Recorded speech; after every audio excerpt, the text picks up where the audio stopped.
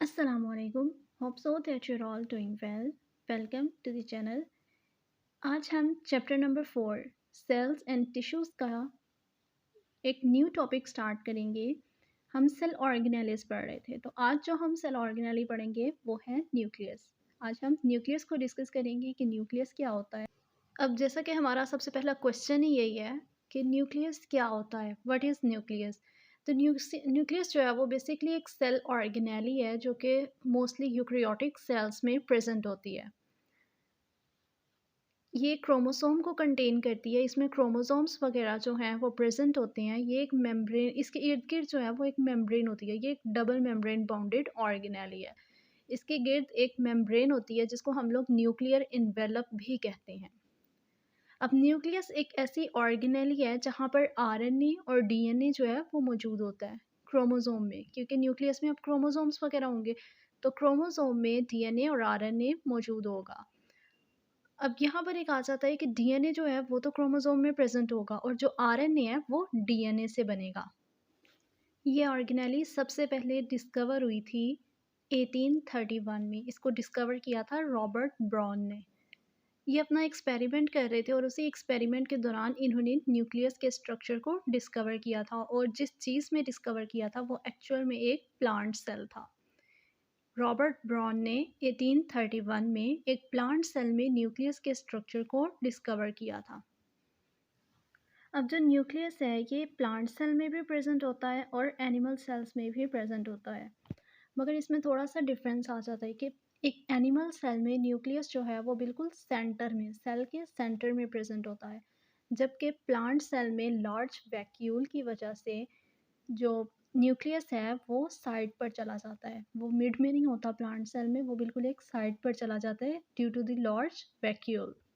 अब जैसा कि हमें यहाँ पर दो सेल दिखाए गए हैं, जो ग्रीन वाला है वो एनिमल सेल है और यहाँ पर न्यूक्लियस जो है वो बिल्कुल मिड में शो हो रहा है, जबकि इसमें जो फ्लूइड वैक्यूल्स वगैरह हैं वो बहुत स्मॉल हैं। और दूसरी तरफ अब जब हम आ जाते हैं प्लांट सेल की तरफ, तो यहाँ पर फूड वैक्यूल जो ब्लू कलर में शो हो रहे हैं वो बहुत बड़ा है।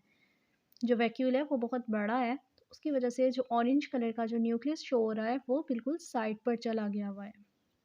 सो प्लांट सेल में जो न्यूक्लियस है वो साइड पर प्रेजेंट होता है, जबकि एनिमल सेल में वो सेल के बिल्कुल मिड में प्रेजेंट होता है।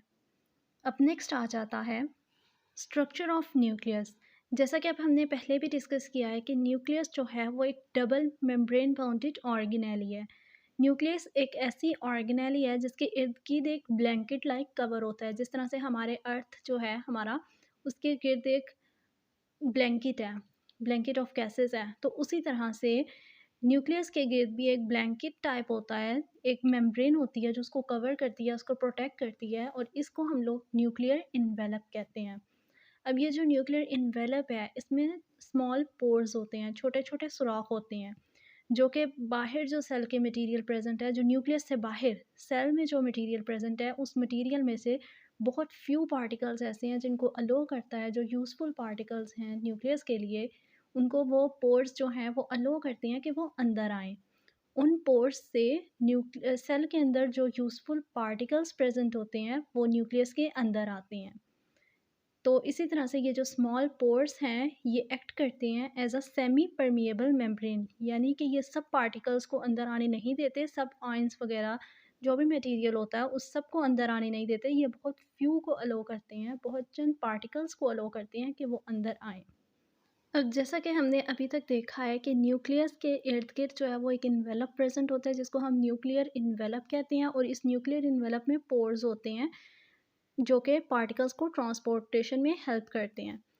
अब अगर हम न्यूक्लियस के इनसाइड की बात करें, अंदर वाले हिस्से की बात करें, तो न्यूक्लियर इन्वेलप के अंदर एक फ्लूइड प्रेजेंट होता है न्यूक्लियस में, जिस फ्लूइड को हम लोग न्यूक्लियोप्लाज्म कहते हैं। जिस तरह साइटोप्लाज्म जो है वो सेल के अंदर वाला फ्लूइड है, इसी तरह से न्यूक्लियोप्लाज्म न्यूक्लियस के अंदर वाला फ्लूइड है, और इन दोनों को हम कलेक्टिवली प्रोटोप्लाज्म कहते हैं।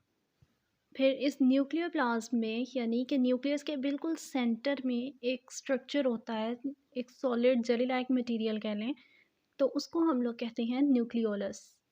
अब यहाँ पर भी मिड में जो ये सारा न्यूक्लियस का स्ट्रक्चर है और यहाँ पर मिड में न्यूक्लियोलस का स्ट्रक्चर दिखाया गया है। अब न्यूक्लियस एक ऐसी ऑर्गेनेली है जिसमें हमारा जेनेटिक मटेरियल भी स्टोर होता है। अब जेनेटिक मटेरियल किस तरह से स्टोर होता है? जेनेटिक मटेरियल जो है वो सारा हमारे क्रोमोसोम्स वगैरह में होता है, और क्रोमोसोम्स जो हैं, जो क्रोमेटिन मटेरियल जो है वो न्यूक्लियस में बनता है। क्रोमोसोम्स न्यूक्लियस में प्रेजेंट होते हैं। जो ये न्यूक्लियस है, इसका बेसिकली फ़ंक्शन ये भी हम कह सकते हैं कि ये हमारी जेनेटिक इन्फॉर्मेशन को स्टोर रखता है। इसमें क्रोमोसोम्स होते हैं, और क्रोमोसोम्स में हमारा डीएनए और आरएनए वगैरह प्रेज़ेंट होता है, जिनमें हमारी जेनेटिक इन्फॉर्मेशन जो है वो स्टोर होती है। क्रोमोसोम अब वो कह रहा है कि सिर्फ़ उसी वक़्त विज़िबल होते हैं जब सेल डिवीज़न होती है। जब एक सेल जो है वो 2 डॉटर सेल्स में 2 डॉटर सेल में डिवाइड हो जाता है, तो उस वक़्त क्रोमोसोम्स जो हैं वो विज़िबल होते हैं। जबकि इंटरफ़ेज़ में, यानी कि नॉन डिवाइडिंग फ़ेज़ में, जब एक सेल डिवाइड नहीं हो रहा होता है, तो ये बिल्कुल एक थ्रेड लाइक, एक धागे की तरह की स्ट्रक्चर में प्रेज़ेंट होते हैं, जिसको हम लोग क्रोमैटिन कहते हैं।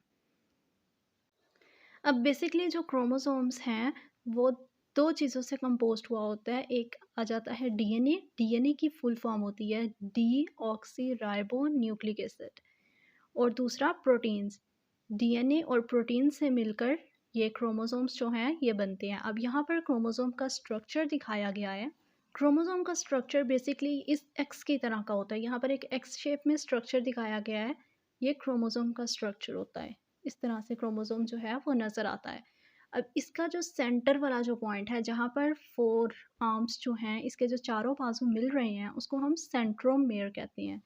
जबकि इसके आर्म्स जो हैं, इनको हम सिस्टर क्रोमेटिड्स कहते हैं। इनमें हमारी जेनेटिक इन्फॉर्मेशन स्टोर होती है। जेनेटिक इन्फॉर्मेशन वो इन्फॉर्मेशन होती है जो कि पेरेंट्स से ऑफस्प्रिंग में ट्रांसफ़र होती है। जैसे आई कलर हो गया, हेयर कलर हो गया, हाइट हो गया। ये सब जेनेटिक करैक्टरिस्टिक्स हैं जो कि पेरेंट्स से ऑफस्प्रिंग में ट्रांसफ़र होते हैं।